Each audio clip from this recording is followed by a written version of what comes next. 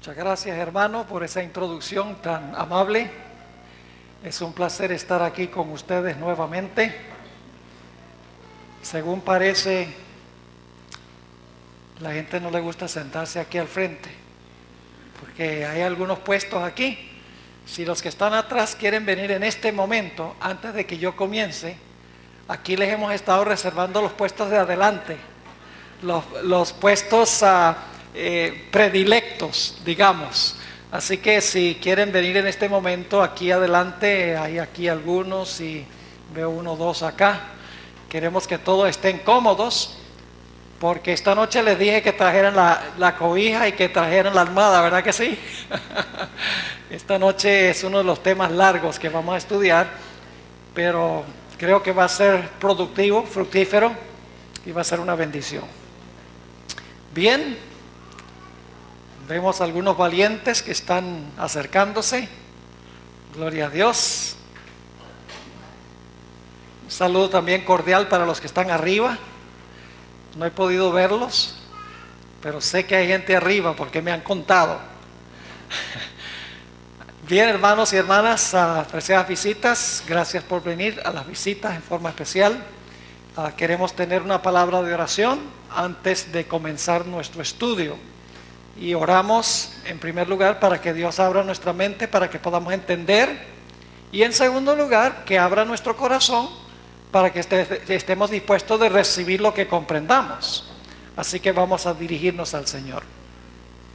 Nuestro Padre y nuestro Dios, en esta noche nos acercamos con confianza ante tu trono, porque venimos en el nombre poderoso de Cristo Jesús. Sabemos que tú haces caso a Jesús, nuestro intercesor, nuestro representante en el santuario celestial. Venimos, Señor, suplicándote, en primer lugar, que tú abras nuestro entendimiento para que podamos comprender lo que vamos a estudiar esta noche. Pedimos no solamente que nos des la habilidad de comprender, sino que también nos des la disposición de abrir el corazón para recibir el mensaje que tienes para nosotros. Confiamos, Señor, de que tú responderás a esta plegaria, no porque tengamos méritos, sino porque venimos a través de los méritos poderosos e incomparables de nuestro Señor Jesucristo. Amén. Esta noche vamos a hablar de un sistema que se presenta en diferentes partes del Nuevo Testamento y del Antiguo Testamento. La Biblia considera tan importante lo que vamos a estudiar que da por lo menos 7 diferentes perspectivas del poder del cual vamos a hablar. Ahora vamos a hablar del último poder que va a gobernar este mundo antes de la segunda venida de Jesús. El último poder humano que va a gobernar aquí en este mundo antes que Jesús venga. Ahora, ese poder se presenta con diferentes nombres y cada pasaje de la Biblia da características que no dan los otros pasajes. Es decir, tenemos que juntar todos los pasajes y entonces tendremos un cuadro completo de este sistema. Por ejemplo, en Apocalipsis 17 se le llama la gran ramera. Ese es el nombre que se le da a este último sistema. En Daniel el capítulo 7 se le llama el cuerno pequeño. Y hoy vamos a estudiar un poco en cuanto al cuerno pequeño. En 2 de Tesalonicenses 2 se le llama el hombre de pecado. En la primera epístola de San Juan se le llama el anticristo. Y dicho sea de paso, la palabra anticristo no significa lo que la mayoría de la gente cree. La palabra anticristo no significa contra Cristo, sino uno que procura ocupar el lugar de Cristo. Eso significa la palabra anticristo. También se le presenta en Apocalipsis 13 con el nombre de la bestia. En Mateo el capítulo 24 se le llama la abominación asoladora. Y en Daniel, el capítulo 11, se le denomina con el nombre el Rey del Norte. Todos estos nombres se aplican al mismo poder. Son 7 formas distintas de mirar a este último poder que va a gobernar antes que el Señor Jesucristo venga. Ahora, quiero hacer una cosa muy clara esta noche y quiero que me escuchen con cuidado al comenzar. Esta noche nosotros vamos a hablar de un sistema. Vamos a hablar de una organización, de una entidad corpórea. No vamos a hablar de las personas que se encuentran dentro de ese sistema. Vamos a hablar del sistema en sí. Ahora, la Biblia presenta a este sistema como un sistema corrupto, un sistema apóstata, un sistema que es irreversible. Es decir, es un sistema que no va a cambiar. Ahora, algunos estarán pensando, pastor, ¿cómo puede usted distinguir entre un sistema y las personas que pertenecen al sistema? ¿Acaso se puede hacer una diferencia entre esas dos cosas? ¿Acaso la gente que está dentro del sistema no pertenece al sistema? Quiero darles una ilustración para que podamos entender que no todos los que están en el sistema son parte del sistema. Quiero que recordemos la experiencia del pueblo judío en los días de Jesús. Es el mejor paralelo que podemos usar. Cuando nosotros miramos la iglesia judía de los días del Señor Jesucristo, vemos un sistema corrupto. Vemos un sistema apóstata, como estudiamos en nuestro tema de anoche. Vimos que los líderes espirituales, los sacerdotes, los ancianos, los teólogos, en realidad todos se unieron para pedir que se crucificara al Señor Jesucristo.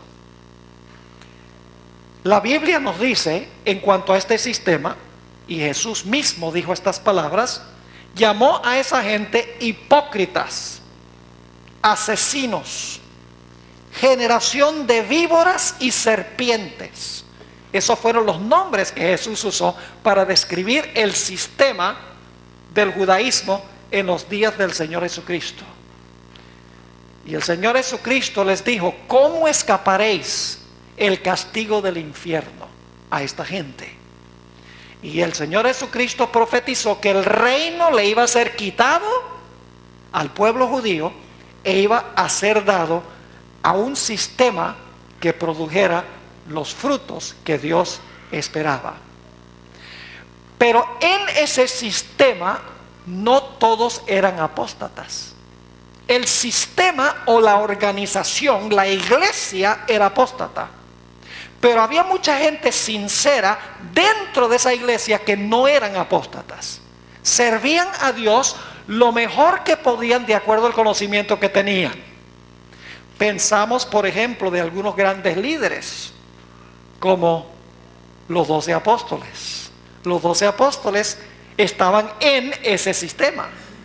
Pensamos, por ejemplo, de Nicodemo, aquel hombre con quien se encontró Jesús. La historia se describe en Juan el capítulo 3. Pensamos de José de Arimatea, el que pidió el cuerpo de Jesús y le proveyó una bóveda donde se pudiera sepultar al Señor Jesucristo. Pensamos de ese hombre sabio, Gamaliel, que cuando querían linchar a Pedro y a Juan, dijo, no hagan las cosas tan apresuradamente, porque si esto es de Dios, nadie lo va a poder detener. Si no es de Dios, se va a destruir solo. ¿Y cómo podríamos olvidar a Saulo de Tarso? Ese hombre que pertenecía al sistema, que luego salió y se convirtió en el gran apóstol San Pablo. En Hechos el capítulo 6 y el versículo 7 nos dice que en el sistema había muchedumbres que servían a Dios lo mejor que podían.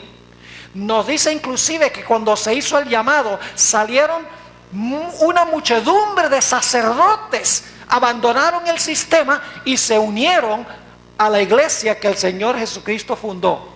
Pero no solamente entre los dirigentes salieron para unirse al movimiento cristiano, sino que también laicos de la iglesia apóstata salieron. En el día del Pentecostés se bautizaron 3,000 de esas personas laicas que estaban dentro de este sistema. Es decir, aunque el sistema judío del día de Jesús, la iglesia judía, era apóstata, había muchos líderes sinceros en el sistema y laicos sinceros en el sistema que amaban a Dios y lo servían lo mejor que podían. Esta noche no voy a hablar de los individuos en el sistema, porque solamente Dios conoce el corazón. Voy a hablar del sistema en sí, de la organización o de este sistema jerárquico, podríamos decir. Ahora, para entender lo que vamos a estudiar esta noche, es necesario repasar una profecía que estudiamos el primer día, la profecía de Daniel, el capítulo 2. Y lo vamos a hacer bien rápido porque tenemos mucho material que cubrir esta noche. Ustedes recuerdan que el rey Nabucodonosor vio una gigantesca imagen. ¿La cabeza de la imagen era de qué? De oro. ¿Y qué representaba la cabeza? Babilonia, muy bien. Luego tenemos el pecho y los brazos de plata. ¿Qué reino representaba? Los medos y los persas. Luego tenemos el vientre, que era de qué? De bronce. ¿Y representaba cuál reino? Representaba el reino griego. Luego tenemos las piernas de hierro, que representaban el imperio romano. Muy bien. Y luego entonces en los pies tenemos ¿cuántos dedos? Tenemos 10 dedos y hay una mezcla extraña en los pies. ¿Todavía hay hierro en los pies? ¿Sí o no? ¿Continúa Roma en los pies? Claro que continúa Roma, pero se le añade un elemento raro. ¿Y qué elemento es ese? Barro de alfarero. ¿Y qué representa el barro? Representa la iglesia. Es decir, que después que el imperio romano se dividiera en 10 reinos, se le iba a añadir a lo que había sido el imperio romano un elemento diferente. La iglesia se iba a unir ¿con qué?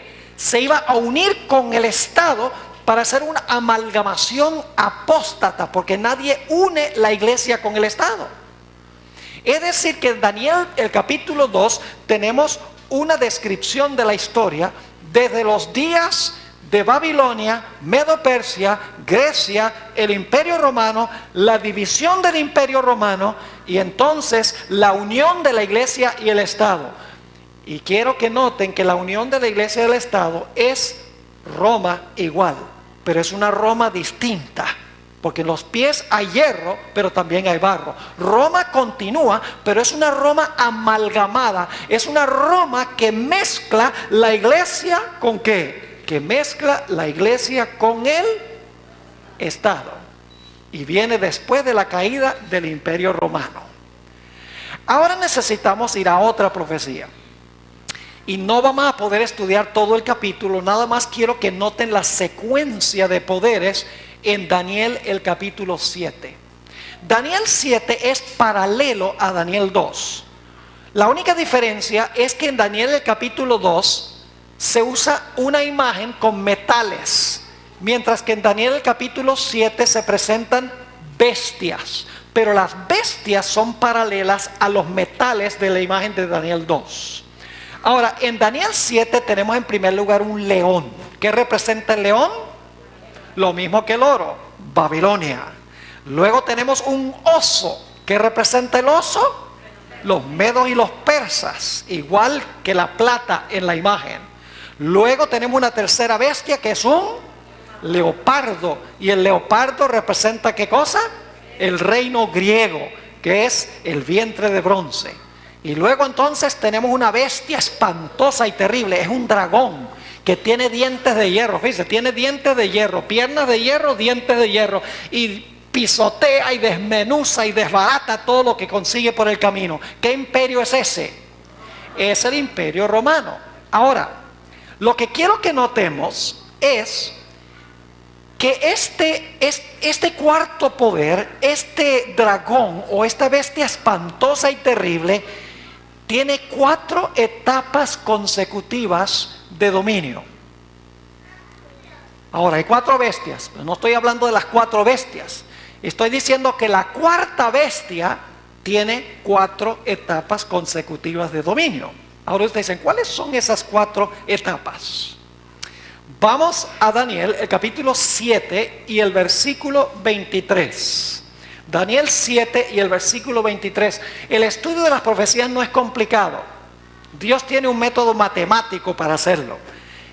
Sencillamente hay que seguir la secuencia de los poderes.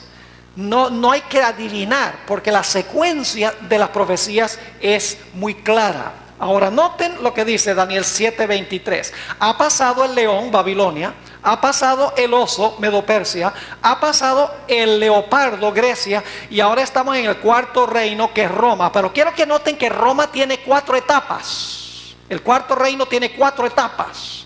¿Cuáles son? Daniel 7:23.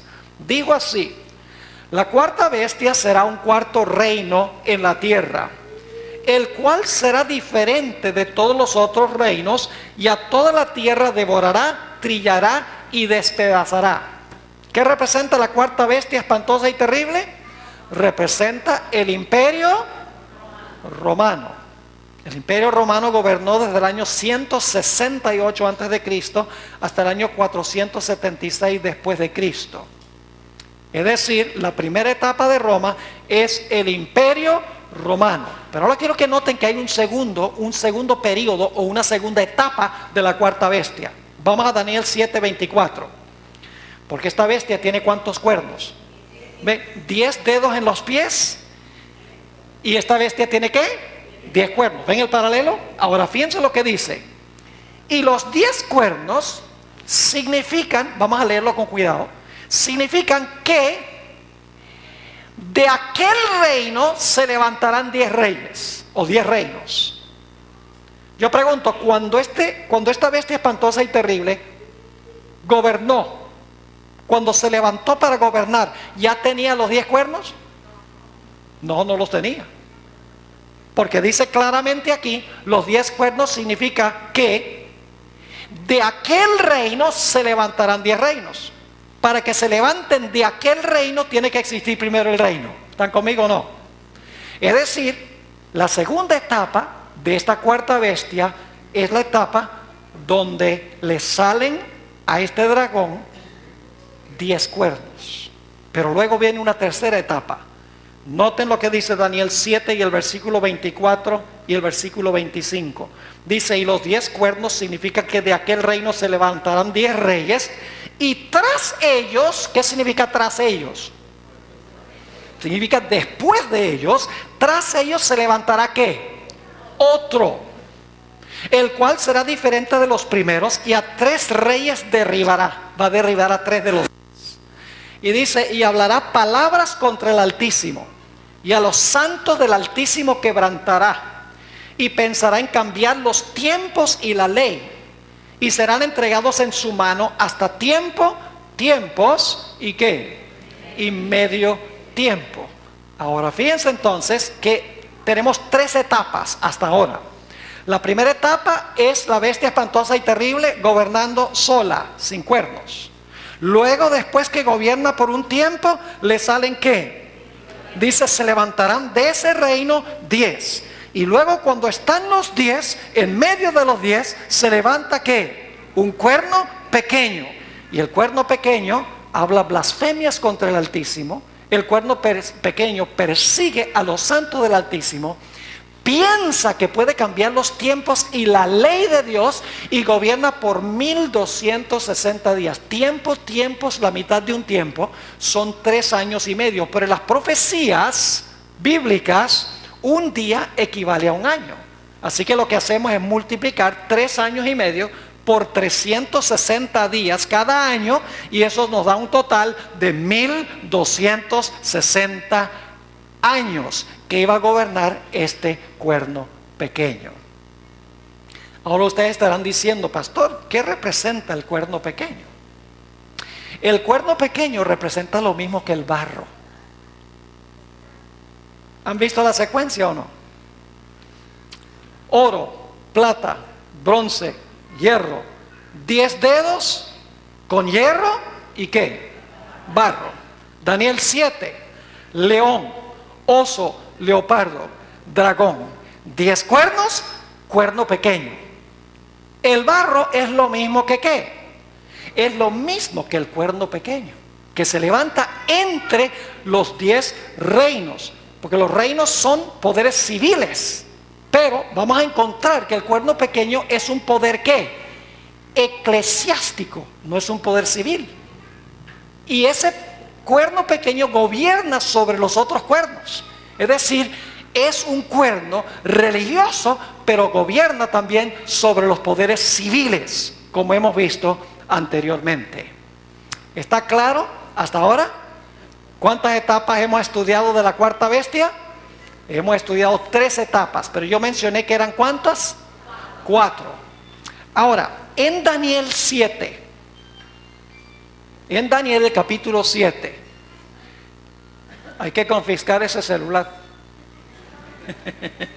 para el presupuesto de la iglesia. En Daniel capítulo 7, escuchen bien, la cuarta etapa no está explícita, sino que está implícita. Es decir, está sobreentendida la cuarta etapa, no sale claramente en el texto. Pero no se preocupen, que más adelante vamos a ver otro lugar donde sale clarito. Ahora ustedes dicen, ¿cómo es que está implícita una cuarta etapa? Sencillamente porque en Daniel 7 dice que el cuerno pequeño iba a gobernar 1260 años y luego iba a perder su poder, porque el juez se iba a sentar, iba a perder su poder.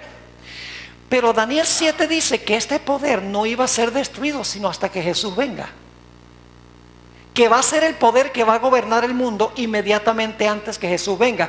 Eso significa entonces que gobernó 1260 años y luego al terminar los 1260 años, ¿qué sucedió? Perdió su poder o su gobierno. Y pasó un tiempo y luego vuelve a levantarse, porque es el poder que va a gobernar, que va a ser destruido por la gloriosa venida de Jesús. Tiene que gobernar de nuevo el mundo para que pueda ser destruido por la segunda venida de Jesús. Ahora vamos a leer eso en Daniel 7 y el versículo 26 y 27. Daniel 7, 26 y 27 dice: pero se sentará el juez y le quitarán su dominio para que sea destruido y arruinado hasta el fin, y que el reino y el dominio y la majestad de los cielos debajo de todo, de los reinos debajo de todo el cielo, sea dado al pueblo de los santos del Altísimo, cuyo reino es reino eterno, y todos los dominios le servirán y obedecerán. Yo pregunto, ¿es este el último poder antes de la segunda venida de Jesús? Claro que sí, porque dice que le van a quitar su dominio y entonces se va a establecer el reino eterno. Es el último poder. Ahora, no sale claramente en la superficie de Daniel capítulo 7, pero sabemos que el cuerno pequeño va a tener otro periodo de dominio después de los 1260 años que gobernó. Así que vamos a resumir lo que hemos estudiado hasta ahora. 4 etapas de la cuarta bestia. ¿Cuál es la primera etapa? El dragón gobernando ¿cómo? Sin cuernos. ¿Eso representa qué? El imperio romano. Luego, esa cuarta bestia le salen ¿qué cosa? 10 cuernos. ¿Se dividió Roma en 10 reinos? Claro que sí, históricamente se puede comprobar. Esa es la segunda etapa de Roma. Después que el imperio gobierna por un tiempo, entonces se divide en 10 reinos. Y luego, ¿cuál es la tercera etapa? Cuando están completos esos 10 reinos, entonces se levanta un cuerno pequeño que gobierna más de 1000 años, 1260 años, y es un poder que mezcla, ¿qué cosa? El poder civil con el religioso, y es un poder romano. Pero no solo es un estado, sino que también es una ¿qué? También es una iglesia. Y luego, después de gobernar 1260 años, pierde su poder. Hay un tiempo donde está herida, vamos a ver, y luego su herida se sana, y es el último poder que gobierna, que será destruido por la venida de Jesús. Es decir, el último poder que gobernará el mundo es el cuerno pequeño antes de la segunda venida del Señor Jesucristo. Ahora necesitamos ir a Apocalipsis 13, que es una profecía paralela a Daniel 7. Apocalipsis 13, y vamos a leer los versículos 1 y el versículo 2. Apocalipsis 13, 1, 3, 13, versículos 1 y 2. E inmediatamente ustedes van a ver la conexión con el libro de Daniel. Está clarísima la conexión. No se lo pueden perder. Dice aquí, Juan, me paré sobre la arena del mar y vi subir del mar una bestia que tenía 7 cabezas y 10 cuernos, y en sus cuernos 10 diademas, y sobre sus cabezas un nombre blasfemo. Y la bestia que vi era semejante a un leopardo, y sus pies como de oso, y su boca como de león. Y luego dice, ¿y el qué? ¿Cuántas bestias se mencionan ahí en ese versículo? 4. ¿Hay un león? ¿Hay un oso? ¿Hay un leopardo? ¿Hay un dragón? Y saben que Apocalipsis 12 dice que el dragón tiene 10 cuernos. Es decir, Apocalipsis 13 es paralelo a Daniel 7. Pero hay una diferencia. Mientras que en Daniel 7 el orden de las bestias es león, oso, leopardo, dragón, en Apocalipsis 13 el orden es dragón, leopardo, oso, león. Y uno inmediatamente se pregunta, ¿por qué es que en Daniel capítulo 7 sigue el orden del león, el oso, el leopardo y el dragón, mientras que en Apocalipsis 13 es el dragón, leopardo, oso, león? Hay una razón muy sencilla. Daniel estaba viviendo en el tiempo del león, y se iba a levantar el oso, y se iba a levantar el leopardo, y se iba a levantar el dragón. Pero Juan está viviendo en los días del dragón, y ahora Juan está mirando hacia atrás. Es decir, Daniel está mirando hacia adelante, empezando con el león, y Juan está mirando hacia atrás, comenzando con el dragón, porque Juan vivía en la época del Imperio Romano. Ustedes saben que Juan vivió en los tiempos del Imperio Romano. El Señor Jesucristo estuvo en la tierra y llamó a Juan como uno de sus apóstoles cuando gobernaba Roma sobre esta tierra. Así que tenemos las 4 bestias. Ahora, ¿cuántos cuernos tenía ese dragón? Si ustedes leen Apocalipsis 12 y el versículo 1 al 3, dice que ese dragón tenía 10 cuernos. Ahora fíjense la secuencia: león, oso, leopardo, dragón. ¿Y cuántos cuernos tiene el dragón? El dragón tiene 10 cuernos. Ahora, en Daniel el capítulo 7, ¿qué poder vino después del dragón con 10 cuernos? ¿Qué poder se levantó después del dragón con 10 cuernos? ¿Se levantó el qué? El cuerno pequeño. Ahora yo pregunto, en Apocalipsis 13, ¿qué poder se levanta después del león, el oso, el leopardo, el dragón con 10 cuernos? Se levanta un poder que se le llama la bestia. Y ustedes dicen, ¿así es? Claro que sí. Ahora, la bestia representa lo mismo que el cuerno pequeño. Y algunos dirán, pero pastor, ¿por qué representa lo mismo que el cuerno pequeño? Por 2 razones. Número 1, por la estructura, por el orden de los poderes. En Daniel 7 tenemos león, oso, leopardo, dragón, y luego tenemos el dragón tiene 10 cuernos y luego gobierna el cuerno pequeño. En Apocalipsis el capítulo 13 tenemos león, oso, leopardo, dragón con 10 cuernos y luego gobierna la bestia. Es decir, el cuerno pequeño y la bestia están en el mismo lugar en la secuencia. Pero hay otra forma como podemos saber que la bestia de Apocalipsis 13 es lo mismo que el cuerno pequeño de Daniel 7. Vamos a Apocalipsis 13 y el versículo 5, y vamos a leer también el versículo 7. Y ustedes me van a decir si la bestia es lo mismo que el cuerno pequeño. No solo por la secuencia de poderes, sino por las características. Dice en Apocalipsis 13 y el versículo 5 y luego el versículo 7, dice, también se le dio boca, que hablaba grandes cosas y blasfemias. Yo pregunto, ¿el cuerno pequeño hizo eso? ¿El cuerno pequeño habló blasfemias? Claro que sí. ¿Y se le dio autoridad para actuar cuánto tiempo? 42 meses. Y algunos dicen, ve, ese no es el mismo periodo de tiempo. Claro que sí es. Se expresa de una forma distinta. En la Biblia, el año profético tiene 360 días. Así que usted multiplica tiempos, la mitad de un tiempo, 3 años y medio, por 360 días que tiene cada año. ¿Cuánto les da? 1260. Ahora, los 42 meses, si el año bíblico profético tiene 360 días, regla de 3 simple, ¿recuerdan? ¿Cuántos días tiene el mes? El mes tiene que tener 30, ¿no es así? Así que ¿qué hacemos? Multiplicamos 42 meses por 30 días cada mes. Y si usted multiplica 42 meses por 30 días cada mes, ¿cuál es el total? 1260 días. Es el mismo periodo, pero se explica de una forma distinta, con otra cifra. Yo pregunto, ¿gobierna entonces la bestia el mismo periodo que el cuerno pequeño? ¿Habla blasfemias como hablaba el cuerno pequeño? Sí, pero hay otra característica. Note lo que sigue diciendo aquí en el versículo 7. Y se le permitió hacer ¿qué cosa?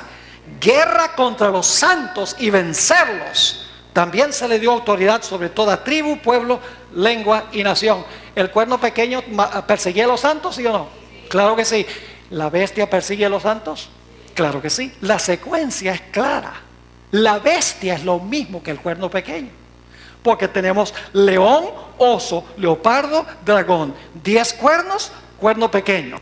Y luego tenemos león, oso, leopardo, dragón, 10 cuernos, bestia. El cuerno pequeño es lo mismo que la bestia. Ahora hemos visto hasta ahora 3 etapas en Apocalipsis 13. Y ustedes dicen, ¿cuáles son las 3 etapas? En primer lugar, tenemos el dragón en Apocalipsis 13, porque el dragón le da su poder, ¿verdad? ¿Cuántos cuernos tiene ese dragón? 10. Y luego le da su poder ¿a quién? A la bestia. Ahí están las 3 etapas. El dragón solo, luego los 10 cuernos, y luego entonces el dragón con los 10 cuernos le da su autoridad y su poder y su trono ¿a quién? A la bestia. 3 etapas. Pero dijimos que la cuarta bestia tiene ¿cuántas etapas?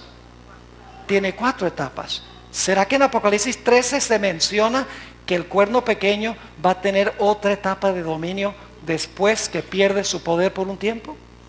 Vamos a leer Apocalipsis 13 y el versículo 3. Apocalipsis 13 y el versículo 3. El cuerno pequeño perdió su poder al terminar los 1260 años. Pero la Biblia dice que lo va a recuperar. Es decir, la cuarta etapa de la cuarta bestia es cuando el cuerno pequeño o la bestia gobierna de nuevo. Entonces las 4 etapas son el dragón solo, el dragón con los 10 cuernos, y luego el dragón con los 10 cuernos le da su poder a la bestia, gobierna 1260 años, pierde su poder, por un tiempo está inactiva y luego recupera su poder y tiene uno la cuarta etapa de esta cuarta bestia. Note lo que dice Apocalipsis 13 y el versículo 3. Y vi una de sus cabezas como ¿qué? Como herida de muerte. ¿Iba a recibir la bestia una herida mortal? ¿Cuándo creen ustedes que recibió la herida mortal? ¿Cuando comenzaban los 1260, a la mitad de los 1260 o cuando terminaron los 1260? Pues tiene que ser cuando terminaron. Porque fíjese, si recibió la herida mortal antes que terminaran, entonces no gobernó 1260. Es decir, gobierna 1260 y cuando terminan los 1260, esta bestia recibe una ¿qué? Una herida mortal. Y ahí ya terminó su carrera de una vez por todas. No. Sigue diciendo, vi una de sus cabezas como herida de muerte, pero su herida mortal fue ¿qué? Fue sanada. ¿Va a gobernar este poder de nuevo? Oh sí, dice, fue sanada y se maravilló toda la tierra en pos de la bestia. Ahí están las 4 etapas. Ahora, lo que estaba implícito en Daniel 7 está clarito en Apocalipsis 13. Porque en Apocalipsis 13 dice que este poder que gobernó 1260 años iba a perder su poder y luego lo iba a recuperar. Está clarito en la profecía bíblica. 4 etapas. Roma sola, Roma dividida, Roma papal durante 1260 años y luego Roma papal sería herida, pero después de un tiempo su herida se iba a sanar y todo el mundo se iba a maravillar detrás de este sistema. Eso es lo que dice la profecía bíblica. Ahora necesitamos hacernos algunas preguntas. Eso fue solamente la introducción. La estructura. Ahora necesitamos contestar algunas preguntas. Pregunta número 1. ¿Con qué arma fue herida la bestia? Correcto. Ahora eso me lleva a la segunda pregunta. ¿Qué representa la espada? No me contesten porque la vamos a contestar ahora. ¿Qué representa la espada? Tenemos que contestar. Fue herida la bestia con la espada, así recibió su herida mortal. Pero ¿qué representa la espada que hirió a la bestia? Otra pregunta. ¿Cómo obtuvo la bestia la espada? Porque la profecía dice que la espada que le dio la herida mortal a la bestia era la espada que la bestia usaba para matar. Es decir, la bestia usaba la espada para matar y esa misma espada le dio la herida mortal a la bestia. Entonces necesitamos preguntar, ¿y cómo es que esa bestia recibió la espada para matar con la bestia? Para matar con ella. Otra pregunta, ¿qué significa la herida mortal? ¿Qué es en realidad la herida mortal? Otra pregunta, ¿qué impide que la herida mortal se sane? Porque cuando se sane va a haber persecución y todavía no estamos viendo eso en el mundo. Pero ¿qué impide que esa herida que está en su lugar se sane? Otra pregunta, ¿será que la herida mortal se sanó en el año 1801 o en el año 1929? Tenemos que contestar esa pregunta. Y finalmente queremos preguntarnos, ¿cuándo, cómo y por quién será sanada la herida mortal? Así que vamos primero a nuestra primera pregunta. ¿Qué arma fue el arma que hirió a la bestia? Vamos a Apocalipsis 13 y el versículo 10. Ahí está la respuesta. Apocalipsis 13 y el versículo 10. Dice aquí, hablando de la bestia, si alguno lleva en cautividad, va en cautividad. Si alguno que mata a espada debe ser muerto. Aquí está la paciencia y la fe de los santos. Yo pregunto, ¿la espada que le dio la herida mortal a la bestia es la misma espada que la bestia usaba para matar? Claro que sí. Ahora, algunos dicen, pero pastor, ahí no dice que la bestia mataba con la espada, dice, si alguno. Ahí no dice que es la bestia. Tenemos que ir al versículo 14. Vamos al versículo 14, van a ver que la espada la usaba la bestia y la herida la recibió con la espada. En Apocalipsis 13:14 es una profecía que vamos a estudiar Dios mediante mañana en la noche, hablando de una bestia que se levanta de la tierra. Dices, y engaña a los moradores de la tierra con las señales que se le ha permitido hacer en presencia de la bestia. Esta segunda bestia hace señales en presencia de la primera bestia. Ahora escuchen bien, mandando a los moradores de la tierra que le hagan una imagen a la bestia que tiene la herida de espada y vivió. ¿Quién tiene la herida de la espada? La bestia. Entonces, ¿la bestia usaba esa misma espada para perseguir y para matar? Sí. La espada que la bestia usaba para matar es la misma espada que le dio a la bestia su herida mortal. Así que necesitamos preguntarnos ahora, ¿qué representa la espada que la bestia usaba para matar y que finalmente le dio la herida mortal a la bestia? Casi siempre cuando yo hago esta pregunta, ¿qué representa la espada? La respuesta llega, la palabra de Dios. Y es verdad que la espada en la Biblia puede representar la palabra de Dios. Vamos a leer Efesios 6:17. Efesios 6 y el versículo 17. Ahí habla de la espada. Dice allí, y esto lo leímos también anoche, Efesios 6:17, dice el apóstol San Pablo, y tomad el yelmo de la salvación, y luego dice ¿qué? Y la espada del Espíritu, que es la palabra de Dios. ¿Qué representa la espada? La palabra de Dios. ¿A quién le dio Cristo esa espada? ¿Quién usa esa espada? La iglesia. ¿Y cómo usa la iglesia la espada? Haciendo lo que estoy haciendo yo esta noche. Yo estoy usando la espada, más penetrante que una espada de 2 filos, dice en Hebreos el capítulo 4, porque la verdad de Dios predicada penetra al corazón y penetra la mente. Por eso se compara con una espada de 2 filos, afilada, entra a la mente y entra al corazón, para que podamos entender y para que podamos recibir. Es decir, la primera espada se la dio Cristo a la iglesia. La iglesia usa esa espada predicando el evangelio a través del poder del Espíritu Santo. Por eso se llama la espada del Espíritu. Ahora, ¿qué pasa si la gente no quiere aceptar el mensaje que está presentando esa espada? Pues el pastor tiene que matar a esa gente. ¿Ah? El pastor tiene que decir, acéptalo o te corto la cabeza. No, señor. Escuchen bien. Si el pastor usa esa espada con el poder del Espíritu Santo y predica el mensaje, la gente tiene la opción de aceptar o tiene la opción de rechazar. Si rechaza, Dios se encargará de juzgar a esa persona en el juicio final. Pero nosotros no podemos hacer nada con esa persona. Sencillamente podemos proclamar el mensaje y la persona decide si va a recibir o si va a rechazar el mensaje. Y entonces tendrá que arreglárselas con Dios si aceptó o si no aceptó. Ahora yo quiero decirles, esta no es la espada que usó la bestia para matar. ¿Cómo sabemos que esta no es la espada que usó la bestia para matar? Yo pregunto, ¿la bestia usó la Biblia para matar a la gente? La bestia no usaba la Biblia para matar a la gente. Así que esta no puede ser la espada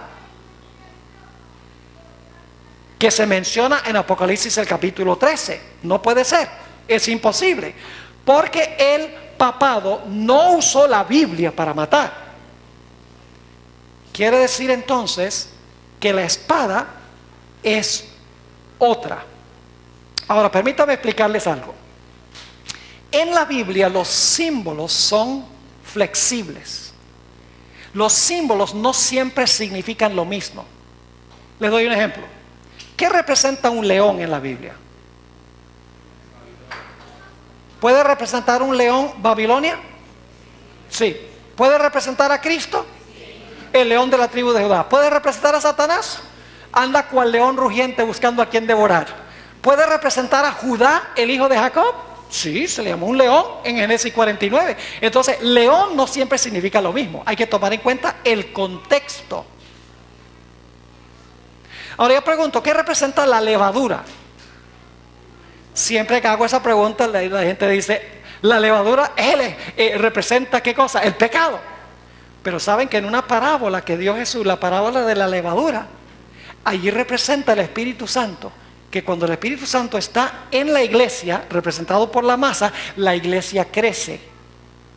Es decir, que en la Biblia los símbolos no siempre significan lo mismo en todos los contextos. Usted no puede tomar el símbolo de la espada en Efesios 6 e inyectar ese significado en Apocalipsis 13.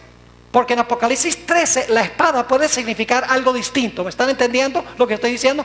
No cuadra la Biblia en Apocalipsis 13 porque la bestia no usaba la Biblia para matar a nadie.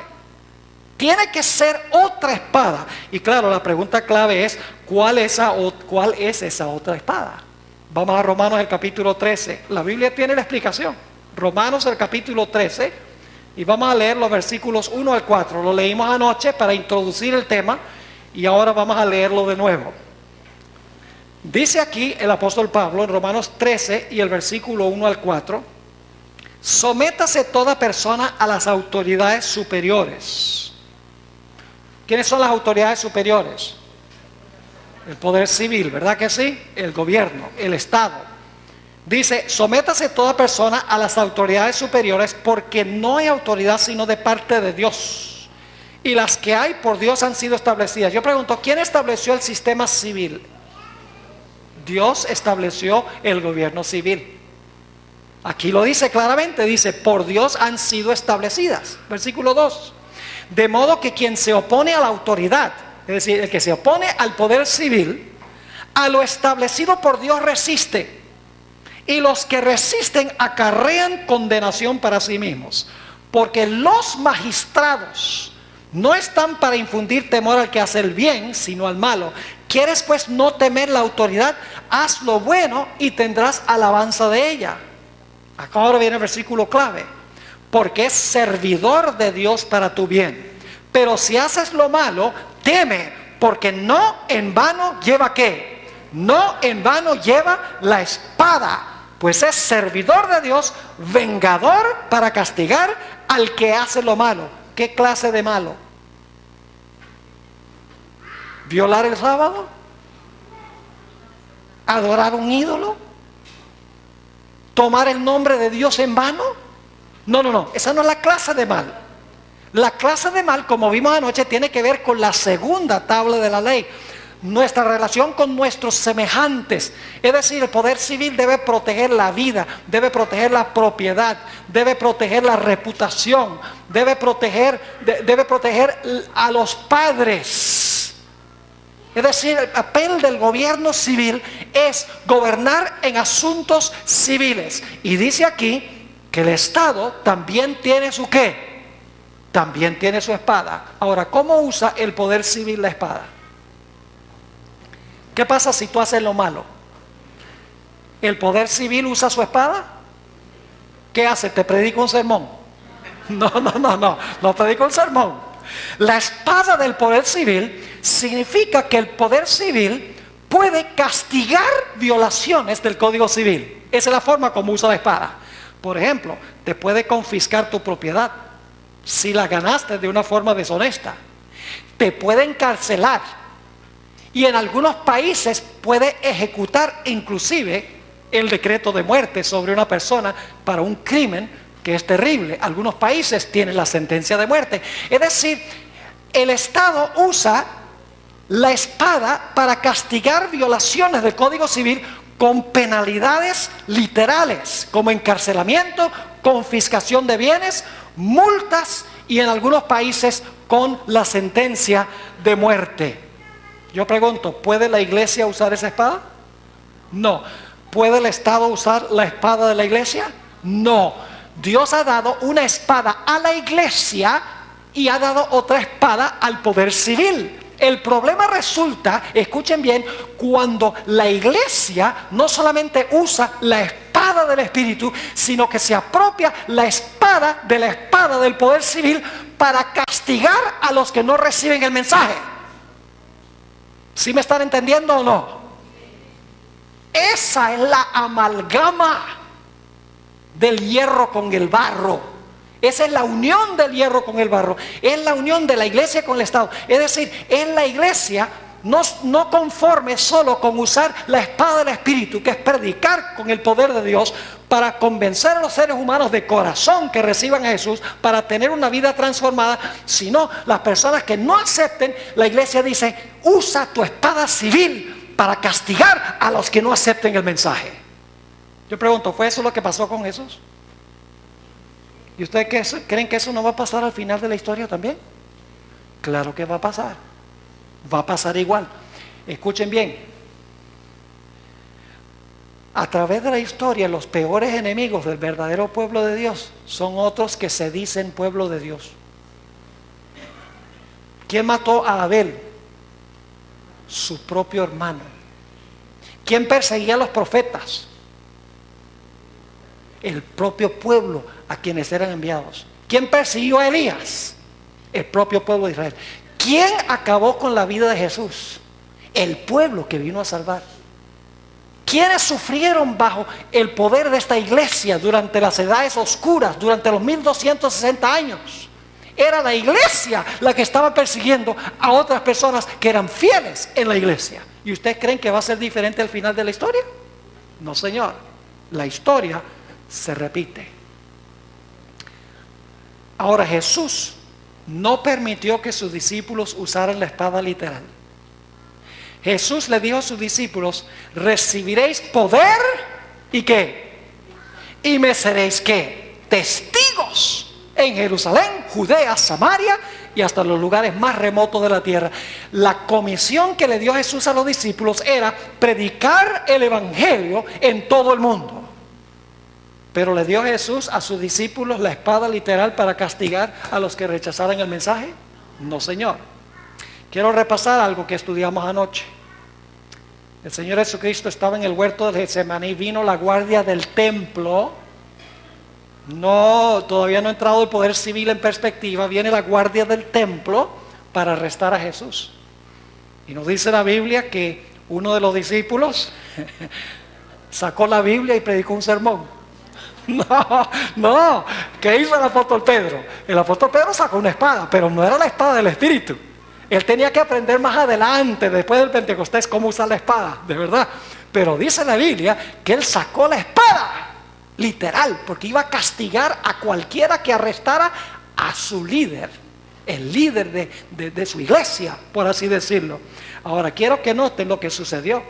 Pedro saca la espada, le mete un zarpazo con la intención de cortarle la cabeza, pero le falló la puntería. Y en vez de cortarle la cabeza, le cortó la oreja. Y Jesús, cuando vio esta obra del apóstol Pedro, que supuestamente fue el primer papa, dicen. Cuando Jesús vio lo que hizo Pedro, el primer papa, entre comillas, el Señor Jesucristo dice: bien hecho, Pedro, amén. Y le dice a los otros discípulos: ¿y ustedes qué flojos? Sáquenos también. ¿Eso fue? No. Escuchen lo que dijo Jesús. Apocalipsis 13 y el versículo 10 dice algo muy interesante. Lo leímos hace unos momentos. Dice: entonces Jesús le dijo. Esto se encuentra en Mateo 26, 52, pero es paralelo a Apocalipsis 13, 10. Dice: entonces Jesús le dijo: vuelve tu espada a su lugar, porque todos los que tomen espada a espada perecerán. ¿Hay alguna relación entre ese versículo y Apocalipsis 13, 10? Claro que sí. ¿De qué espada está hablando Apocalipsis 13, 10? ¿De la Biblia?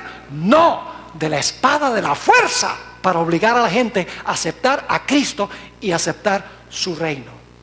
Unas pocas horas más tarde, Jesús estaba en la corte de Pilato. Y Pilato tuvo una entrevista personal con Jesús. El relato se encuentra en Juan 18 y el versículo 36. Y el Señor Jesucristo, le preguntó Pilato al Señor Jesucristo: ¿es verdad que tú eres un rey de lo que te acusan los judíos? Y fíjense lo que dijo el Señor Jesús: mi reino, ¿qué? No es de este mundo. ¿Cuántos reinos reconoció Jesús? 2. El de él y el del ¿qué? Y el del mundo. Dice: mi reino no es de este mundo. Y luego declara: si mi reino fuera de este mundo, mis servidores ¿qué? Pelearían. ¿Con qué iban a pelear? Con la espada, literal. Dice: mis servidores pelearían para que yo no fuera entregado a los judíos, pero mi reino no es de aquí. ¿Reconoció Jesús 2 reinos? ¿Vino Jesús a apropiarse del reino terrenal y de la espada literal? No. Jesús vino a establecer su iglesia. Dice: sobre esta roca edificaré mi iglesia. Vino a establecer su reino espiritual. Y le dio a ese reino espiritual la espada, la palabra, para predicar la palabra y persuadir, no obligar, persuadir a la gente para que aceptaran a Cristo como Salvador y tuviesen una transformación de su vida. Pero Pedro y los apóstoles, ellos querían usar la espada literal para avanzar el reino de Cristo, y Cristo dice: no, así no es. El reino de Dios está en vosotros. Ahora fíjense, ¿qué es entonces la herida mortal? Le voy a explicar qué es la herida mortal. La herida mortal no significa, escuchen bien, no significa que a la bestia se le iba a confiscar su territorio. Esa no es la herida mortal. La herida mortal no es que la bestia se iba a eliminar como iglesia, porque la bestia representa el sistema papal, representa la iglesia romana en la secuencia, está claro. La herida mortal no significa que la bestia iba a perder su territorio, ni que la bestia iba a ser eliminada como iglesia. Lo que significa la herida mortal es que la espada del poder civil que la iglesia usaba para perseguir durante los 1260 años, se la iban a quitar de la mano, y el poder civil con esa misma espada iba a herir a la bestia. Es decir, se le iba a volcar en contra el poder civil.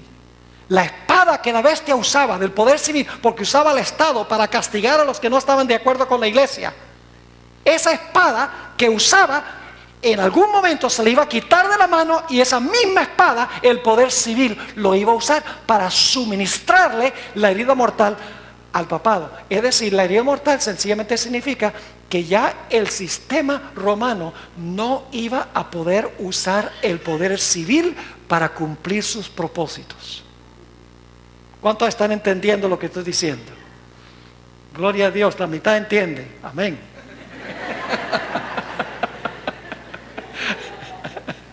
Yo creo que los demás entienden, pero es que da flojera levantar la mano, ¿verdad? Ahora, ¿está claro? Vamos a repasar. ¿Qué es la espada?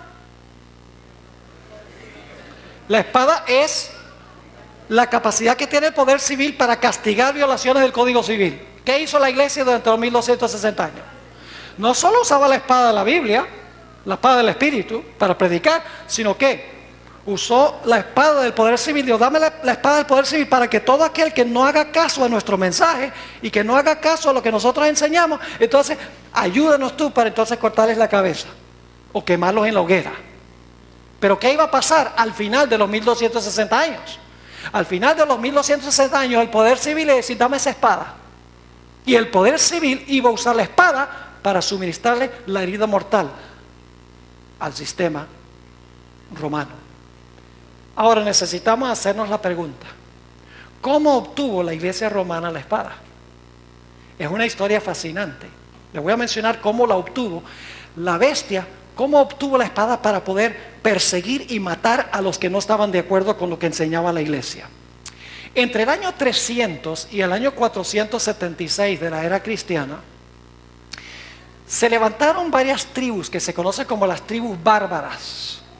Eran del sector norte del Imperio Romano, y estas tribus bárbaras que no tenían cultura, no sabían leer ni escribir, por eso se le llaman bárbaras, y también eran bien violentos, empezaron a venir del norte e invadieron el Imperio Romano y empezaron a dividir el Imperio Romano, a cada uno parcelándose un pedazo de lo que había sido el Imperio Romano. Esos son los 10 cuernos que se encuentran en la cabeza del dragón, son los 10 dedos de los pies de la imagen. Es decir, el Imperio Romano siguió existiendo porque había hierro en los pies, pero siguió existiendo en una forma distinta porque se le añadió el barro. Ahora fíjense que cuando empezaron las invasiones de las tribus bárbaras, el resultado fue que en el Imperio Romano imperó el caos y el desorden. En el año 476 cayó el último emperador del Imperio Romano. Su nombre era Rómulo Augustelo. Y después del año 476 ya no había emperador en el Imperio Romano Occidental. Y como resultado de no tener a un gobernante que pusiera ley y orden, imperó en el Imperio Romano un caos y un desorden como nunca se había visto. No era seguro estar en ninguna parte. Así que el imperio necesitaba a alguien que pusiera orden civil en el imperio. Y la historia dice, en un momento les voy a leer algunas citas de historiadores católicos inclusive, las tribus bárbaras que se habían convertido, muchas de ellas en tribus cristianas, dijeron, bueno, ¿y quién podría tomar ese lugar para poner orden en asuntos civiles? Pero el obispo de Roma tiene súbditos en todas partes del reino. ¿Quién mejor que el obispo de Roma, que luego se le llamó papa?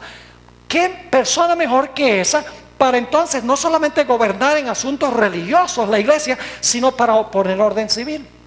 Y de esa manera el obispo de Roma aceptó el cometido, no solamente de gobernar en asuntos religiosos, sino también gobernar en asuntos civiles. Ahora escuchen bien. El reino que Cristo rechazó en el monte de la tentación, cuando el diablo dijo, mira Jesús, te doy todos estos reinos del mundo si me adoras, Jesús dijo, no. Pero el obispo de Roma, cuando las tribus bárbaras le dijeron, toma las riendas del poder civil, el obispo dijo, sí. ¿Me están entendiendo lo que estoy diciendo? Implicaciones supremamente serias. Ahora, quiero leerles un par de citas de historiadores sobre este problema de las tribus bárbaras y cómo en el Imperio Romano pidieron que el obispo de Roma pusiera ley y pusiera orden. Estas dos citas que voy a leer son de un cardenal de la Iglesia Católica. Su nombre es Edward Manning, el poder temporal del vicario de Jesucristo. Fíjense lo que dice. Cuando las tribus bárbaras invadieron, dice él, los pontífices se hallaron solos, como la única fuente del orden, la paz, la ley y la seguridad. ¿Qué pasó cuando los bárbaros invadieron? Los pontífices se hallaron ¿cómo? Solos. Y eran la única fuente del orden, la paz, la ley y la seguridad. Esto no lo está diciendo un protestante, esto lo está escribiendo un cardenal de la Iglesia Católica. Sigue diciendo, y desde la hora de esta liberación providencial, cuando por intervención divina se le cayeron las cadenas de las manos del sucesor de Pedro. ¿Qué pasó? ¿Se le cayeron qué? Las cadenas al sucesor de Pedro. ¿Cómo se llaman los sucesores de Pedro supuestamente? Papas. Y ustedes dicen, bueno, pero tenía entonces cadenas, ¿se le cayeron las cadenas al sucesor de Pedro? Sí, ¿saben por qué? Porque hasta ese momento el obispo de Roma no podía gobernar en asuntos civiles porque había un emperador. Era necesario que fuera quitado del medio el emperador para que el obispo de Roma pudiera ocupar el trono y pudiera gobernar. Es decir, que cuando se quitó al emperador de su trono, se le cayeron de las manos las cadenas al sucesor de Pedro, o sea, al obispo de Roma, y ahora él podía ¿qué? Él podía gobernar. Sigue diciendo aquí, desde la hora de esta liberación providencial, cuando por intervención divina se le cayeron las cadenas de las manos al sucesor de Pedro, como una vez habían caído de las suyas, ningún soberano ha reinado en Roma, sino el vicario de Jesucristo. Qué interesante. En otra cita, eso se encuentra en el prefacio de su libro. En otra cita, que se encuentra en la página 11 hasta la página 13, dice lo siguiente: el papado esperó hasta el momento propicio en que Dios rompiera sus ataduras. ¿Qué esperó el papado? ¿Que Dios rompiera qué? Que Dios rompiera sus ataduras. ¿Qué significa eso? Que Dios rompiera sus ataduras. Escuchen, el papado esperó hasta el momento propicio en que Dios rompiera sus ataduras y lo librara de la sujeción a los poderes civiles. ¿Sí están entendiendo esto o no? Nuevamente, el papado esperó hasta el momento propicio en que Dios rompiera sus ataduras, que era lo que lo tenía atado. Sigue diciendo, y lo librara de la sujeción a los poderes civiles. Es decir, mientras había emperador, la iglesia estaba sujeta al poder civil. Pero cuando es quitado del medio el poder civil, ahora el obispo de Roma ocupa el trono, no solamente de la iglesia, sino también del Estado. Y sigue diciendo, el papado esperó hasta el momento propicio en que Dios rompiera sus ataduras y lo librara de la sujeción a los poderes civiles, colocándolo así sobre el trono como dueño de su propia soberanía temporal. Quiero leerles otras citas muy interesantes de los historiadores. Escuchen esto. Hace mucho tiempo, cuando por causa de la negligencia de los emperadores del occidente, Roma se vio a la misericordia de las tribus bárbaras, los romanos apelaron. Escuche, este historiador es católico, el que estoy leyendo ahora. Dice, hace mucho tiempo, cuando por causa de la negligencia de los emperadores del occidente, Roma se vio a la misericordia de las tribus bárbaras, los romanos apelaron a un personaje para que les proporcionara ayuda y protección, y le pidieron que gobernara sobre ellos. Y así, de esta forma sencilla, comenzó la soberanía temporal de los papas.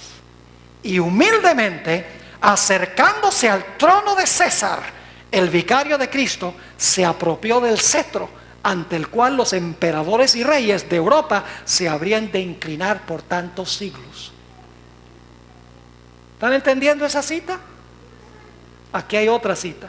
Este historiador va a mencionar las tres etapas, las primeras tres etapas. Él no lo sabe, pero mirando Apocalipsis, ustedes van a ver las tres etapas. Escuchen lo que dice. Bajo el dominio del Imperio Romano, ¿cuál etapa sería esa? ¿De la cuarta bestia? La primera, ¿verdad? Dice, bajo el dominio del Imperio Romano, los papas no tenían poderes temporales. Es decir, los papas no tenían ¿qué? No tenían poder civil. Sigue diciendo. Pero cuando el Imperio Romano se desintegró y fue reemplazado por un número de reinos rudos y bárbaros, ¿cuál etapa sería esa? La segunda, la división de los reinos. Ahora viene la tercera, dice, la Iglesia Católica Romana no solo se independizó de los estados en asuntos religiosos, sino que llegó a dominar en asuntos seculares también. Ahí está la etapa número 3. Esta cita es interesante. Durante toda la Edad Media había en Roma tan solo una autoridad espiritual y temporal que ejercía poderes que al fin de cuentas sobrepasaban aquellos que había tenido el emperador romano. Y esta cita que voy a leer es la que más interesante. Dice un historiador, Juan Figis, también católico, dice, en la Edad Media la iglesia no era un estado, sino más bien el estado. Ahora, pero no ha terminado la cita, fíjense. En la Edad Media la iglesia no era un estado, sino más bien el estado. O mejor dicho, la autoridad civil era meramente el departamento de policía de la iglesia. ¿Están captando esto? Esto no lo está escribiendo un escritor protestante. Lo están escribiendo historiadores eclesiásticos de alta reputación, personas que han estudiado la historia de Roma y la historia de la iglesia.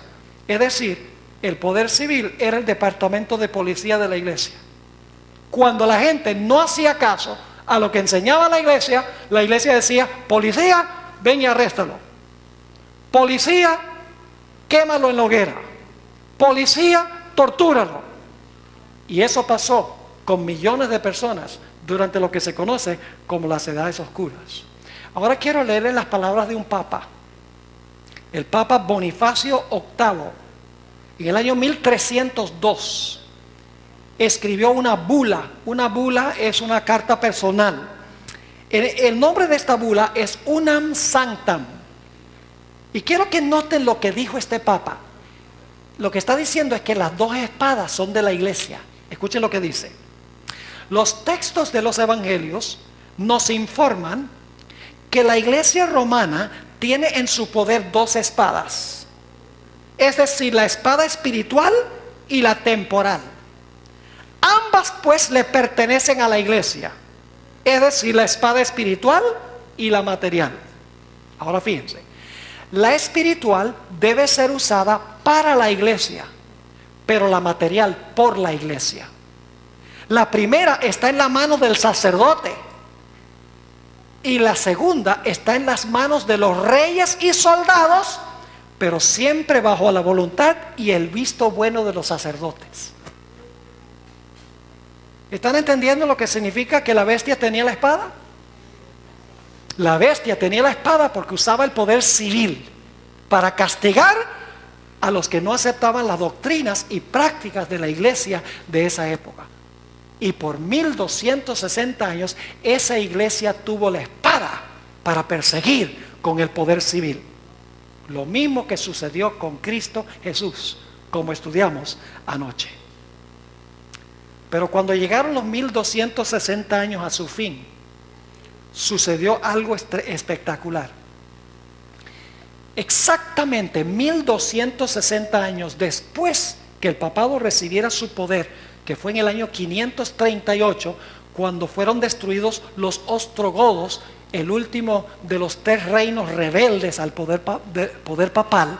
Cuando fueron derrotados los ostrogodos, ahí comenzó la soberanía papal, lo cual significa que tienen que ir nada más del 538, 1260 años hacia adelante, y van a llegar al lugar cuando terminan los 1260 años. Ahora les voy a explicar qué fue lo que pasó exactamente como lo dice la profecía bíblica.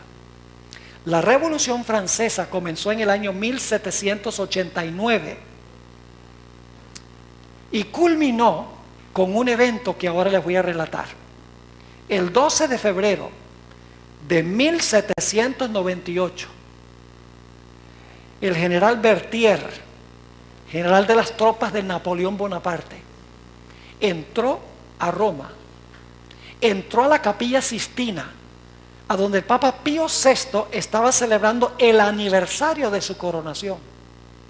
Subió al lugar a donde se encontraba Pío VI, le quitó la triple corona, que significa que es rey del cielo, la tierra y de las regiones subterráneas o del infierno. Le quitó la tiara, le quitó el anillo, señal de su autoridad, y le dijo: tu dominio ha terminado.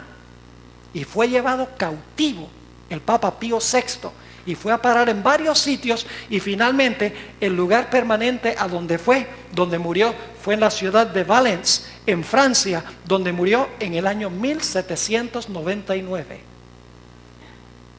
Ahora, Napoleón Bonaparte había dicho que no se iba a elegir más papas. Napoleón Bonaparte dijo: todos los problemas que ha tenido el mundo hasta este momento se deben a esta unión de la Iglesia con el Estado. Y no vamos a permitir que se elija otro obispo de Roma para no caer en los mismos problemas. Quiero leerles lo que dicen los historiadores en cuanto a lo que sucedió en 1798. Y escuchen bien, estos historiadores no son historiadores religiosos, son historiadores que hablan de la historia eclesiástica, pero la mayoría son historiadores seculares. Ahora fíjense lo que dicen en cuanto a 1798, cuando el Papa fue llevado cautivo. Dice: el papado estaba extinto. Este historiador, George Trevor, está escribiendo solamente 3 años después de la Revolución Francesa, después de 1798, así que está bien cerca de la fecha.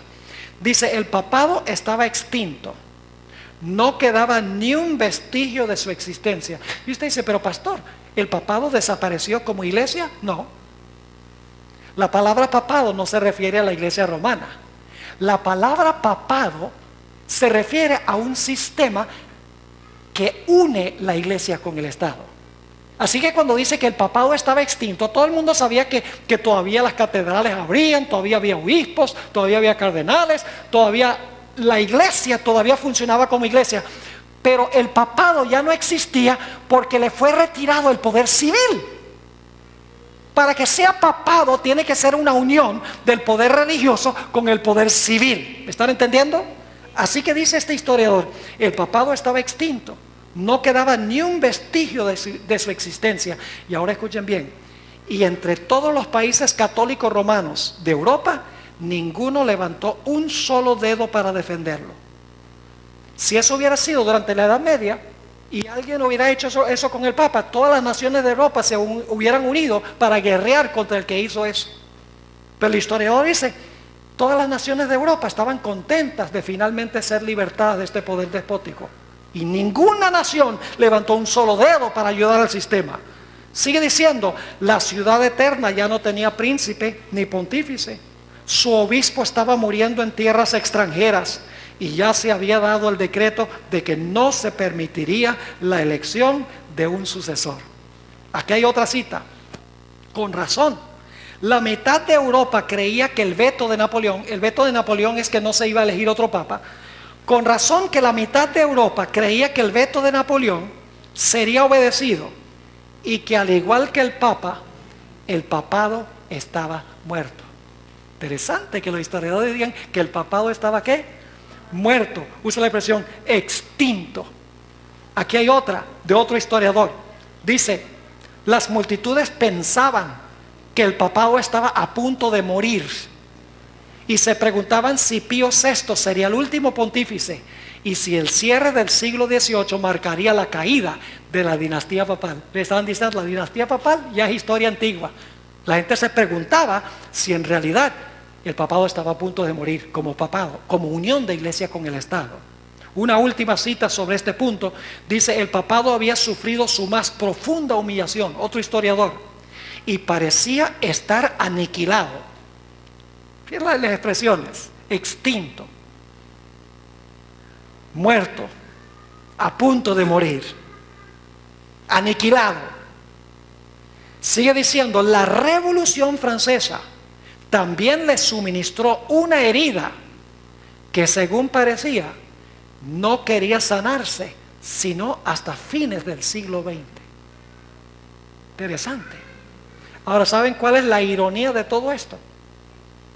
La primera nación en Europa que le dio poder temporal al papado fue Francia. Cuando Clodoveo, el rey de los francos, le dio las llaves, por así decirlo, de las ciudades que él había conquistado al papado. Fue el primer rey de las tribus bárbaras que le dio poder temporal al papa.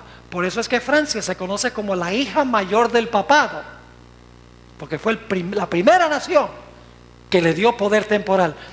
Y fue Francia en 1798 que se levantó y le dijo, dame esa espada, no la vas a usar más. Esa es la herida mortal. Ahora, ¿qué es la curación de la herida? Si sabemos qué es la herida, es fácil saber cuál es la curación, ¿sí o no? Noten otra vez Apocalipsis 13 y el versículo 3. Apocalipsis 13 y el versículo 3. Hablando de la bestia dice, vi una de sus cabezas como herida de muerte. Esa es la herida mortal de la cual hemos estado hablando. ¿Con qué se le dio la herida? El poder civil se le volcó. Ahora, ¿qué va a pasar? Dice, pero su herida mortal fue ¿qué? Sanada. Y se maravilló toda la tierra en pos de la bestia. ¿Qué tiene que suceder para que se le sane la herida? A ver, díganme ustedes, esto es sencillo, esto no es complicado. Estudiar las profecías no es complicado. Una vez que uno entiende la espada y entiende lo que pasó en la historia, no necesita uno la inteligencia de Salomón para poder entender las profecías, cuando uno las estudia con disciplina. Ahora yo pregunto, si la herida mortal significa que la espada del poder civil que usaba la iglesia le es retirada y el poder civil arresta al papa y le da la herida mortal, ¿qué significaría el sanamiento de la herida mortal? Significaría que el poder civil nuevamente le va a devolver ¿qué? Nuevamente le va a devolver la espada del poder civil para que pueda perseguir a los que no están de acuerdo con sus doctrinas y con sus prácticas. No hemos llegado a ese punto todavía, pero no estamos lejos. Ahora, algunos piensan que la herida se sanó en 1801. ¿Saben por qué? Porque en 1801 se eligió otro papa. Napoleón permitió que se eligiera otro papa. Entonces, bueno, ¿y Napoleón acaso no había dicho que no iba a haber más papas? Lo había dicho, pero tuvo que cambiar de parecer. Déjenme leerles lo que dice un historiador, Arturo Pennington, sobre este asunto de por qué Napoleón, cuando dijo no más papas, no vamos a tener más individuos que usen la espada del poder civil para cumplir su propósito. ¿Por qué permitió la elección de un nuevo papa? Fíjense lo que dice. Ya que la vasta mayoría de los habitantes de Francia no conocían otra forma de religión que la romana, Napoleón pensó que debía ser la religión establecida del país. Así fue que inició negociaciones con el papa. Y estas dieron como resultado el Concordato de julio de 1801, en el cual la religión católico-romana se estableció de nuevo en Francia. También permitió que Pío conservara su principado italiano. Interesante, porque todos eran católicos en Francia. Dice, bueno, entonces hay que elegir otro papa, porque ¿quién va a atender a todos estos miembros de la iglesia? Poco sabía Napoleón lo que estaba haciendo. Entonces dice, ¿y por qué razón no decimos que la herida se sanó en 1801? Le voy a explicar, hay varias razones. Razón número uno, y esto no lo van a saber sino hasta mañana, plenamente. La profecía bíblica dice que el poder que le va a devolver la espada no era Italia, ni era Francia. ¿Qué poder del mundo le iba a devolver la espada del poder civil para perseguir? Los Estados Unidos de América. Es decir, lo que hizo Francia permitiendo que se eligiera un nuevo papa, no cumple la profecía, porque la profecía dice que va a ser los Estados Unidos, no Francia. ¿Me están entendiendo? Hay una segunda razón, y es que después de 1801 ningún país de Europa quería nada que ver con este sistema. El mismo cardenal lo dijo en el libro que yo les mencioné. Él se lamentaba en 1862 y decía: miren, todos estos países en Europa que antes eran católicos ahora no quieren nada que ver con la madre iglesia, porque habían establecido gobiernos civiles, los gobiernos civiles que hay en Europa ahora, y por lo tanto cesó la persecución. Es decir, no se sanó la herida porque este poder no podía perseguir de nuevo. Ningún país de Europa le brindaba el poder civil a esta iglesia para poder perseguir. Además de eso, después de 1801 no se hizo una imagen de la bestia, ni se impuso bajo pena de muerte la marca de la bestia. Cuando se le sane la herida, la Biblia dice que se va a levantar una imagen de la bestia. Mañana vamos a estudiar de eso, y que se va a imponer la marca de la bestia. Eso no pasó después de 1801. Y finalmente, otra razón por la cual la herida no se sanó en 1801, aunque hubo un nuevo papa, es porque el poder civil puso controles muy estrictos sobre la iglesia. Por ejemplo, el Estado elegía los obispos, el Estado le pagaba su salario, y el Estado exigía que los sacerdotes dieran un juramento de lealtad al gobierno francés. Es decir, la iglesia no tenía autonomía. El Estado más bien restringía el poder de la iglesia. Ahora, lo que conocen pocos adventistas inclusive es que el papado recibió una segunda herida mortal en 1870. Y usted dice: ¿una segunda herida mortal? Exactamente. Déjenme decirles cómo ocurrió. Antes del año 1870, Italia era no el país unido que nosotros conocemos hoy en día. Italia era un montón de pequeños países que se conocían como los estados papales. Cada uno era un país independiente hasta 1870. Pero en 1870 el emperador Víctor Emanuel II confiscó los estados papales y unificó a Italia. Es decir, hizo de Italia una sola nación, confiscando todos los estados papales. En protesta, 3 papas se encerraron en el Vaticano, y en 59 años no salieron. Ni un paso salieron del Vaticano, en protesta por lo que había hecho Víctor Emanuel II. Esos papas fueron Pío IX, Pío X y Pío XI. Ahora, después de pasar los 59 años, ocurrió algo muy interesante. Ocurrió lo que creen muchos adventistas fue el momento cuando se sanó la herida mortal, en 1929. Ahora, a veces en la iglesia nosotros desarrollamos estas tradiciones que se pasan de generación en generación, y decimos: bueno, en 1929 se sanó la herida, y lo repetimos sin reflexión y sin estudiarlo cuidadosamente. ¿Saben de dónde viene la idea de que la herida mortal se sanó en 1929?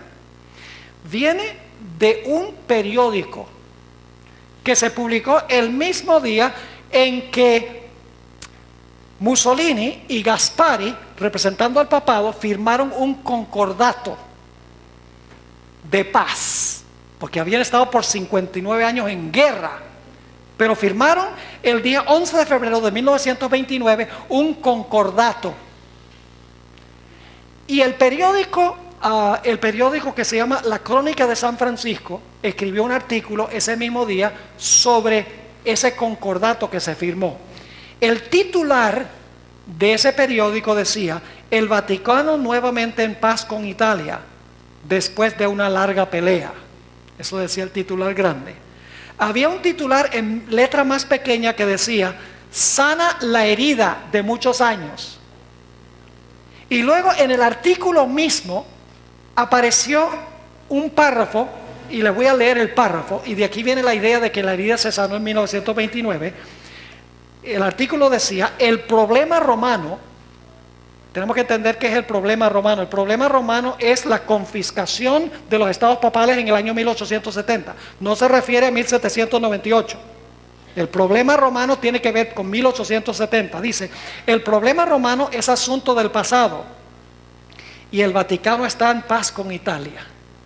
Esto se logró formalmente hoy, cuando dos notables plenipotenciarios, el cardenal Gaspari, representando al Papa Pío XI, y el premier Mussolini, en representación del rey Víctor Emanuel III, intercambiaron firmas en el histórico palacio de San Juan Letrán. Y luego dice esto: al colocar sus firmas sobre el memorable documento, se vio gran cordialidad de ambas partes, sanando así la herida. Y saben que muchas veces cuando nosotros los adventistas citamos eso, paramos ahí, sanando la herida, punto final. No se puede poner el punto final ahí, hay que terminar la cita. Porque no está hablando de la herida de 1798, está hablando de la herida de 1870. Así que aplicarlo a 1798 no es históricamente honesto. Y gente que sabe de historia nos va a meter en un problema. Ahora fíjense lo que dice la última parte de la cita. Al colocar sus firmas sobre el memorable documento, se vio gran cordialidad de ambas partes, sanando así la herida que ha estado sin sanarse desde 1870. ¿Con cuál herida tenía que ver 1929? No con la de 1798, que es la herida mortal de la profecía, sino con la de 1870. No podemos tomar lo que puso la crónica de San Francisco y aplicárselo a la herida mortal de 1798. Ahora, ¿se sanó la herida mortal en 1929? No.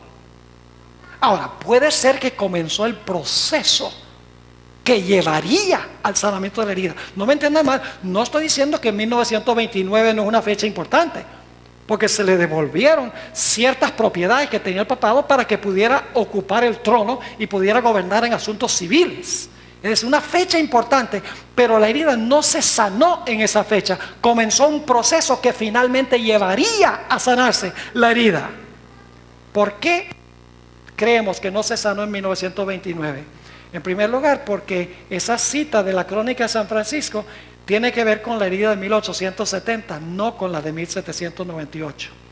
En segundo lugar, la profecía dice que la nación que va a sanar la herida no es Italia, sino los Estados Unidos. Vamos a estudiar mañana. Es decir, Italia, devolverle los estados papales, no cumple la profecía, porque es la bestia que se levanta de la tierra la que le devuelve la espada. Y esa bestia representa los Estados Unidos.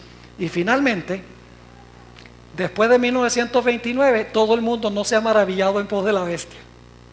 Ni se ha levantado una imagen de la bestia, ni bajo pena de muerte se ha impuesto la marca de la bestia. Para que cuando la herida se sane, va a haber una imagen de la bestia. Vamos a estudiar eso mañana. Y se va a imponer bajo pena de muerte la marca de la bestia. Eso no pasó después de 1929. Así que la herida mortal no se sanó en esa fecha. Ahora ya estamos llegando al final. ¿Por qué no se ha sanado la herida mortal? Ahora escuchen bien lo que voy a decir. Esto que estoy diciendo, lástima que no se está transmitiendo por radio, porque esto lo necesitan escuchar los gobernantes políticos de Argentina y de todos los países del mundo. Necesitan escuchar lo que voy a compartir con ustedes ahora. ¿Por qué es que la herida no se ha sanado todavía?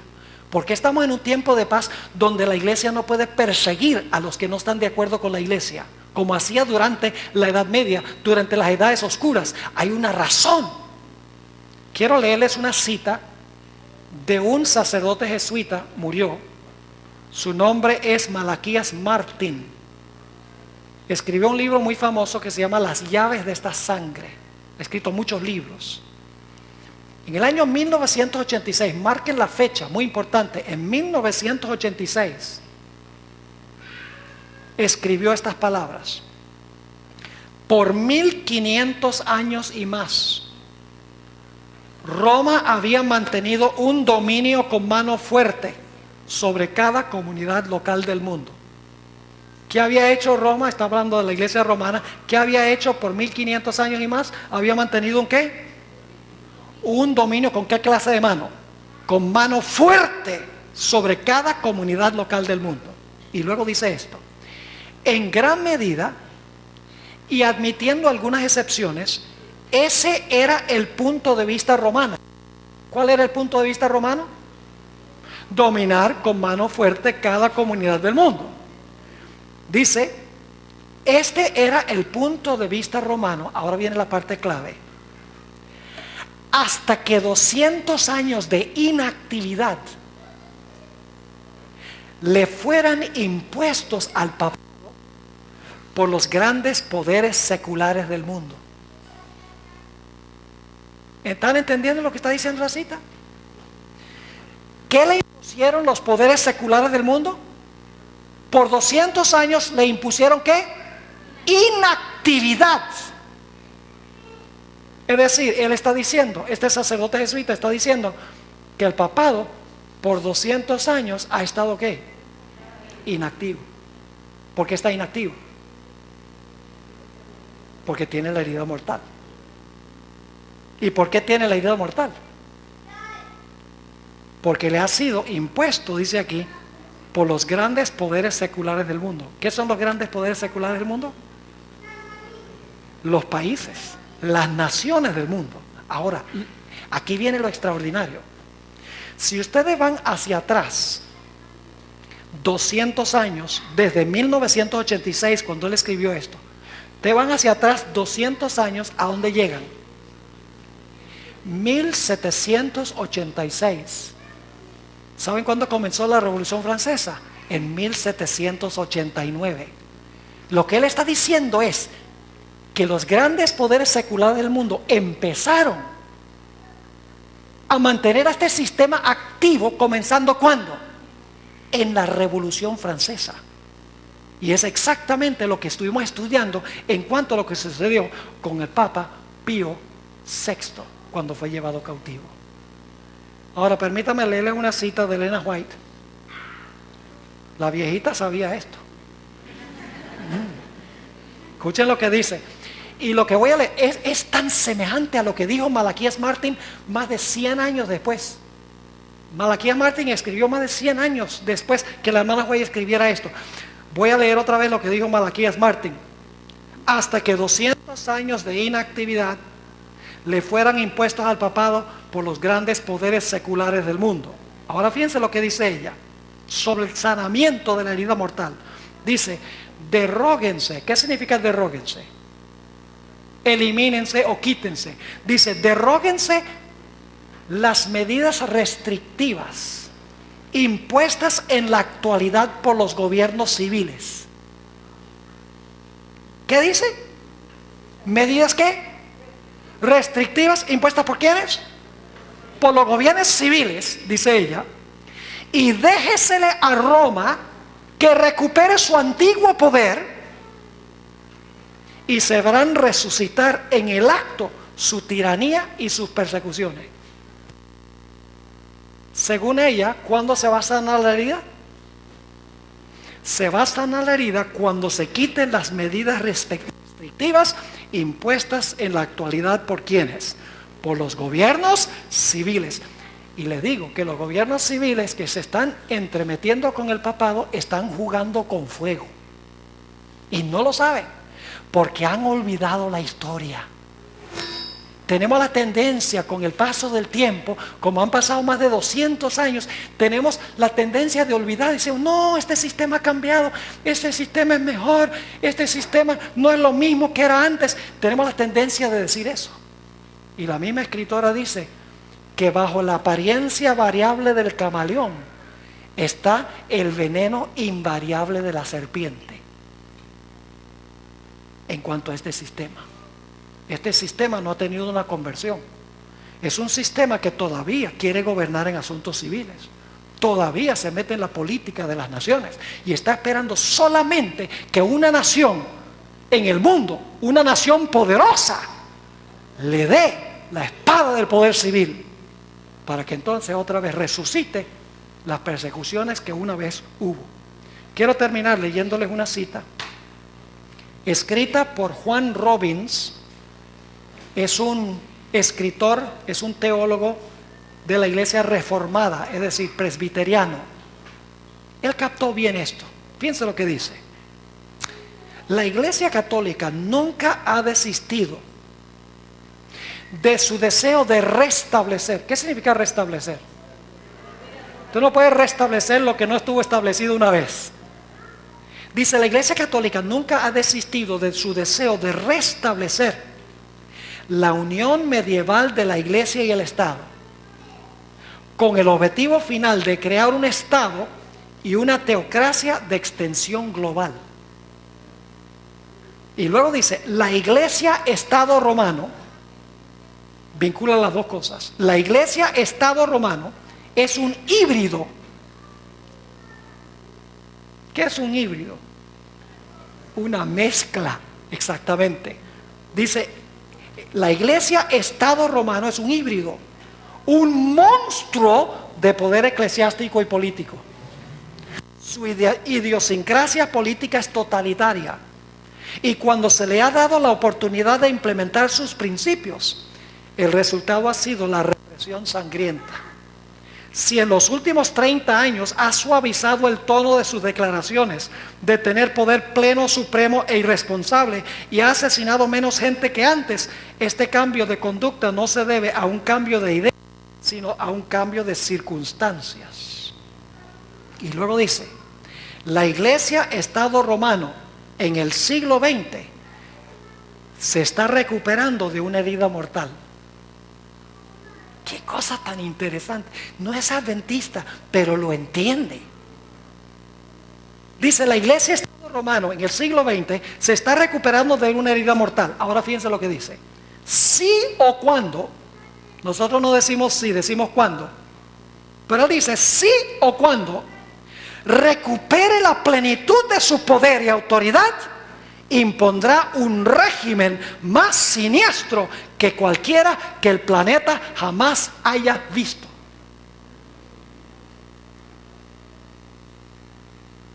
¿Les quedó claro lo que estudiamos?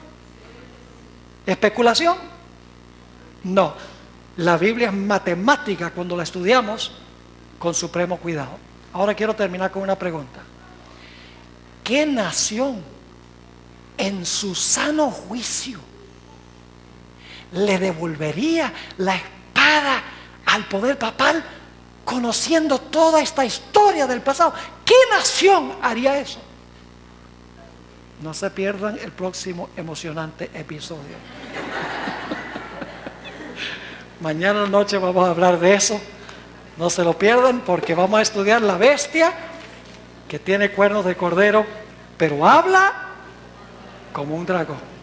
Oremos. Padre, gracias te damos por la palabra profética más segura y permanente. Gracias porque no tenemos que adivinar cómo se van a desenlazar los eventos de este mundo.